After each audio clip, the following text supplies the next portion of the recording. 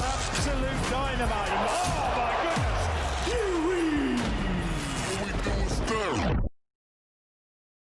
my goodness. AHMED, IFL TV, MTK Global, joined by David Haye. Daniel Dubois seems to be the same conversation every time with everyone. It is, you know. Fujimoto didn't know what hit him. He got hit with an overhand, hit with a jab. He got put over with a jab, heavily put down with a jab. Then that right hand over the top said it all. It was crumbled. He crumbled down. It was pretty unsettling to see him go down like that. But that's what Triple D does. I want to see what it's going to be.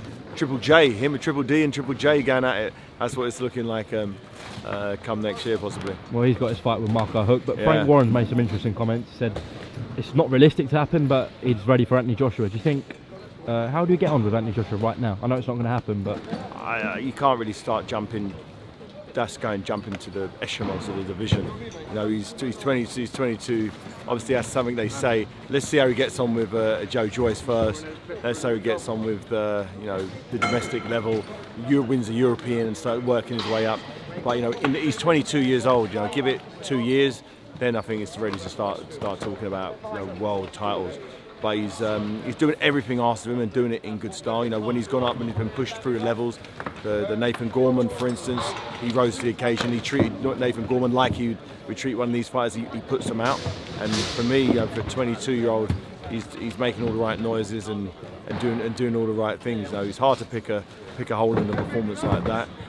But the future's looking bright. If I was him, I'd just continue to do what he's doing. Look for maybe for the European, maybe next year, an interim title, or get himself into a final eliminator position, where he's mandatory for one of the titles. But he's 22, so I know everybody wants to see everything right now. But he's just enjoy the process, enjoy the fights. There's big fights out there domestically. So for him, he needs to just keep doing what he's doing. Talking about Joshua, double-edged question. What did you make of his performance in Saudi Arabia? I thought it was pure class, pure class. He did what he should have done first time round, but he didn't know that's what he should have done the first time round because he was unaware someone who is so physically inferior to him can still beat you.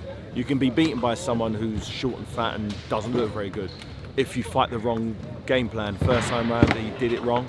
He engaged too much in the middle range, and got caught with a shot, and it was all over. This time round, he learned from that, and he's a better fighter now than he was then. A lot of people may look at his loss to Andy Ruiz Jr. first time round and say, oh, he's not that good because he lost that one fight. No, he lost that fight, and whatever allowed him to lose that fight, he's now moved to a different place. That performance in Saudi Arabia was what you'd expect a prime Klitschko or a prime Lennox Lewis to put forth. Just go out there. Shut out. I said it from the start. It was like, when Lennox fought David Tua, a very dangerous fight in close. Why is Lennox going to trade punches with him? No, he's got long arms. Keep him at long. He's sort of Tommy Morrison. Same thing. When you got a guy who's dangerous short range, don't go short range. Hold him. Keep it at long range. And he boxed some manners. He boxed a strict game plan, and he implemented it under an immense amount of pressure. Everybody was looking at picking holes in him. The whole world was watching it. He performed as a real world champion should, and he's now got his belts back. He's beaten a real champion in Andy Ruiz Jr. But Andy Ruiz Jr. I'm not sure if he'll come back from that because he really exposed his limitations in that fight. And Andy Ruiz Jr. complained about eating too much food, partying too much. That's the lesson he learned. One thing you can make sure is Anthony Joshua isn't partying. He isn't eating pizzas all the time. He lives like a true professional should, and that's why it was imperative that Anthony Joshua won this fight, because for the universe's equilibrium, we can't have we can't have Andy Ruiz beating Anthony Joshua. You can't have a guy who's not an athlete beating a guy who's a supreme athlete. It just doesn't make sense. And Anthony Joshua showed why you need to go on a diet in training camp, and you need to live the life. And he thank God he went out there and did what he needed to do. What do you make of Joshua's recent comments that he'll help Tyson Fury spar for the No, forget about that. Why would you do that? It makes no sense whatsoever. Something that people say. He wants to fight him. I'm pretty sure of that. And if Fury gets through Deontay Wilder, then that's the fight. That's the fight. The all British unification to finally, once and for all, with no dispute in any way, shape or form, have the universally recognised number one. That's what we want. No more arguments.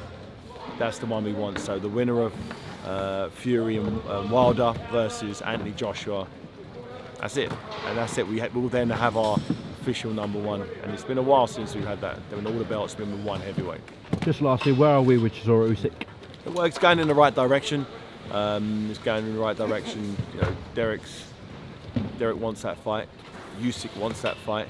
It's just about the governing bodies, if they can be put in the right position in terms of making sure that, you know, if it does go the IBF route, that the WBO are happy to wait and vice versa. But I'm pretty sure that that fight will be made. It's a fight everybody wants to see, and it'll be for the mandatory position for the WBO, potentially. You know, there's a few little I's to dot and T's to cross just yet, but fingers crossed in the next week to 10 days we'll have more input and updates. All right, David, thanks for all your time this year. Have a Merry Christmas and You too. See you in the new year, all right? Yep. Is special. Absolute dynamite. Oh